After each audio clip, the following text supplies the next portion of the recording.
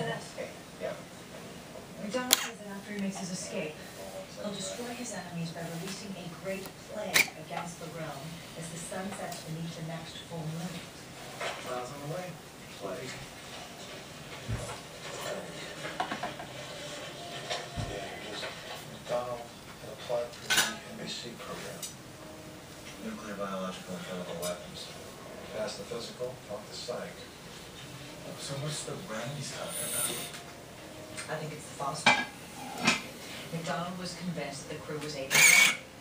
It's a bioweapon. Shit. Captain's not full on tonight. Sorry, boss. About an hour from now. Clear in front of his computer and see if you can find out anything about McDonald or a bioweapon on that game site. They do not carry biochemical weapons, only they have the material to make.